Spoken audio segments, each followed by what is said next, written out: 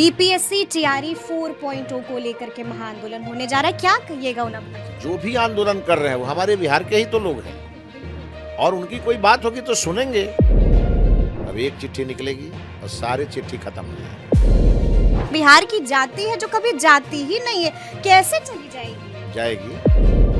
एक और मुद्दा है जो लगातार गरमाता ही रहता है, वो है शिक्षकों की ट्रांसफर पोस्टिंग का मुद्दा। तो उसके लिए जरूरी है कि हमारे टीचर अपने आप को डिवोटी करें और वही अंतर्राष्ट्रीय शिक्षा का केंद्र फिर बिहार को बनाना है। नमस्कार, हमारा नाम है समरीन और आपने देखना शुरू कर दिया है खबर अनफिल्टर्ड। देखिए, सम्राट कैबिनेट का विस्तार हो चुका है और अब तो विभागों का बंटवारा भी हो गया है और बिहार को नए शिक्षा मंत्री मिल गए हैं। नाम मिथिलेश तिवारी है। तो आइए फिर बिना देरी के सीधी बातचीत मिथिलेश तिवारी जी से ही करते हैं। सबसे पहले बहुत शुक्रिया बातचीत के लिए। धन्यवाद समरीन जी आपको और खूब बधाई आपको हमारी तरफ से। बिल्कुल बिल्कुल, बहुत बहुत धन्यवाद।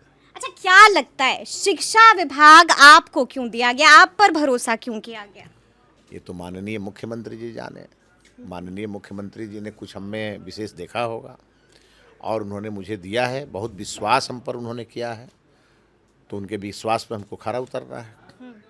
और शिक्षा के ऐसे बहुत काम हुए हैं बिहार में।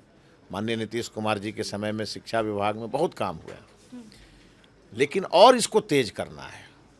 कुछ नवाचार भी शिक्षा विभाग में लागू करना है जी। और अभी देखेंगे विभाग में एक बार जा कर के और कार्यभार संभालते हैं, अधिकारियों के साथ बैठते हैं, विभाग की समीक्षा करते हैं और फिर हम अपनी जो हम कुछ आगे करेंगे फिर आप लोगों के साथ शेयर करेंगे। तो पदभार कब ग्रहण कीजिएगा आप? अब तो आज ही हुआ है, जी जी। तो जैसे ग्रहण करने का टाइम फिक्स करेंगे सबसे पहले आप ही को बताएंगे। सबसे पहले हमको बताइएगा। तो बधाई तो हमने आपको दे दी है, लेकिन आप जानते हैं ना कि शिक्षा विभाग लगातार चर्चा में रहता है। पूर्व शिक्षा मंत्री सुनील कुमार ने भी बेहतरीन काम किया है, तो आपको लगता है कि कुछ अधूरा काम रह गया है जिसको आपको पूरा करना है? देखिए, उनसे भी राय लेंगे। वो हमारे ही जिले के रहने वाले हैं, हमारे बगल के विधायक हैं, बहुत अच्छे प्रशासनिक पदाधिकारी भी रहे हैं और उन्होंने शिक्षा विभाग में काफ़ी कुछ किया है। फिर हम शिक्षा विभाग को एक बार हमको समझने दीजिए ठीक से। और इस विभाग से मेरा गहरा रिश्ता भी रहा है। गहरा रिश्ता कैसे? नहीं, गहरा रिश्ता इसलिए रहा है कि हम चाणक्य के वंशज हैं जी। और जो बिहार है ये अंतर्राष्ट्रीय शिक्षा का केंद्र रहा है और वही अंतर्राष्ट्रीय शिक्षा का केंद्र फिर बिहार को बनाना है। फिर से बनाना है? फिर से बनाना है, वही शिक्षा का केंद्र बनाना है। बिल्कुल। यानी कि आते ही एक्शन में आ गए हैं मिथिलेश तिवारी और ठोक कर कह रहे हैं कि लगातार बैठकें लेंगे आप। और दूसरी बात यह है कि विकास भी और विरासत भी। क्या बात है, विकास भी और विरासत भी। बिल्कुल। और समाज में जो ये नफरत का भाव है, सबसे पहले दिमाग में आती है जाति की कीड़ा घुसती है, उस कीड़ा को बंद करेंगे। आपको लगता है कि बिहार में कहा जाता है कि बिहार की जाति है जो कभी जाती ही नहीं है, कैसे चली जाएगी? जाएगी। जाएगी? बिल्कुल जाएगी। जब 16 संस्कार पढ़ाए जाएंगे तो जाएगी। जब 16 संस्कार पढ़ाए जाएंगे तो जाएगी। हमारे समाज में जी बहुत सारे संस्कार ऐसे हैं कि सभी वर्ग के लोगों को जोड़ के रखते हैं, बिल्कुल। लेकिन वो मालूम ही नहीं है। और केवल किताबों में पढ़ने से काम नहीं चलेगा। हम पढ़ें भी और इम्प्लीमेंट भी करें और उसको हम अपने वैज्ञानिक शिक्षा में शामिल करें। इन सब चीज़ों पे काम होगा और केवल शिक्षा मंत्री ही शिक्षा नहीं बदल सकता है। बिहार का एक गांव में बैठा किसान भी शिक्षा विभाग को बदल सकता है अगर उसकी प्राथमिकता शिक्षा विभाग हो जाए तो। बिल्कुल बिल्कुल। सबसे राय लेंगे, सबसे राय लीजिएगा। सबसे राय लेंगे और साथ साथ अब क्या है ना कि अब की जो शिक्षा है यह शिक्षा पूरी तरह से, आपने देखा होगा, साइंस और एजुकेशन, ये दोनों चीज़ें केवल किताब में पढ़ने से काम नहीं चलेगा, इसको ज़मीन पे उतारना और पड़ेगा। अब तो ज़माना आर्टिफिशियल इंटेलिजेंस का और अब आ तो गया है। AI का है, बिल्कुल। तो स्वाभाविक है हमको दुनिया के कंपटीशन में खड़ा होना है। और जब हमने एक बात कहा आपको कि हम अंतर्राष्ट्रीय केंद्र पहले थे और फिर से हम अंतर्राष्ट्रीय केंद्र बनेंगे, तो उस रफ्तार में काम करेंगे। अच्छा, आपको क्या लगता है स्कूलों की तस्वीर बदली है, स्कूलों की दशा बदली है? देखिए, पहले से तो बहुत बदली है, बदली। लेकिन अभी और बदलेंगे। और ये हमारा बिहार ऐसा है कि जो सरकार का जो बजट होता है यह विभाग उसी पे डिपेंड रहता है। लेकिन आगे हम कैसे CSR से पैसा लाएं, कैसे हम जन भागीदारी करें, कैसे हमारे गांव का विद्यालय का केंद्र केवल शिक्षा का नहीं संस्कार का केंद्र बने और वहीं से रोजगार का भी केंद्र बने, इन सब चीज़ों को करेंगे और नवाचार लागू करेंगे।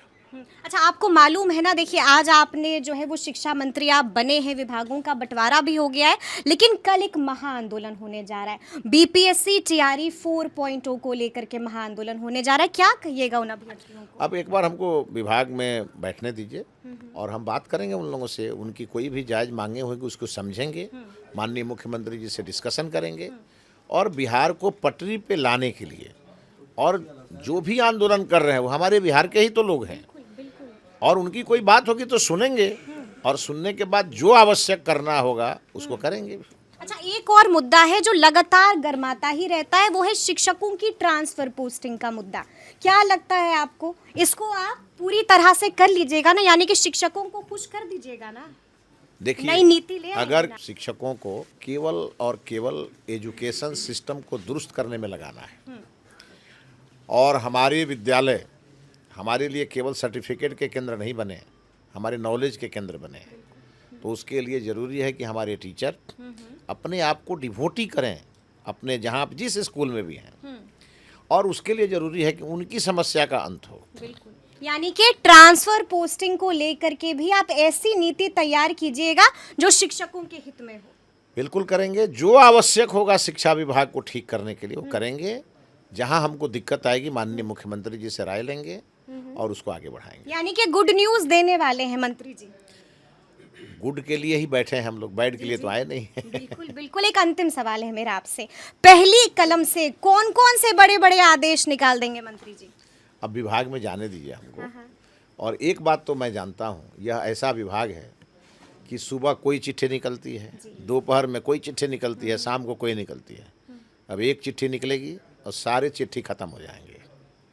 बैठेंगे सभी अधिकारियों के साथ और ये धंधा बंद होगा। धंधा बंद होगा। हाँ, ये जो कागजों में उलझा करके कई लोग रखते हैं लोगों को, ये पूरी तरह से इसको खत्म करेंगे। हाँ। मुझे के पाठक वाला दौर याद आ गया, जो आपने चिट्ठी का जिक्र किया कि मंत्री कुछ और चिट्ठी निकालते थे, पाठक जी की तरफ से कुछ और चिट्ठी निकलती थी। हम लोग शासन प्रशासन के अधिकारी जी और सरकार मतलब मिनिस्टर मिल के काम करेंगे और प्रयास करेंगे कि कागजों में बिहार की शिक्षा व्यवस्था उलझे नहीं। शिक्षा व्यवस्था माँ सरस्वती का नाम लेकर जब शिक्षक स्कूल में जाए तो उसको लगे कि हम केवल पढ़ाने के लिए नहीं आए हैं, हम पूरे सिस्टम को बदलने के लिए आए हैं। गांव का एक छोटा सा बच्चा गरीब की झोपड़ी से निकलेगा, वो दुनिया का जाकर नेतृत्व करे, स्वामी विवेकानंद जैसा बने, उसकी जिम्मेवारी स्कूल के शिक्षकों पर होगी और इस प्रकार के संकल्प के साथ काम करेंगे। चलिए, तो सुना आपने क्या कुछ बताया है शिक्षा मंत्री मिथिलेश तिवारी जी ने। तो अब देखना है कि आगे आगे क्या क्या होता है। तो फिर ये पूरी बातचीत और ये पूरा वीडियो आपको कैसा लगा है, कमेंट करके हमें ज़रूर बताइएगा। तो ऐसे तमाम अपडेट्स के लिए बिल्कुल ऐसे ही हमारे साथ बने रहिएगा और देखते रहिएगा खबर अनफिल्टर्ड। बहुत शुक्रिया आपका।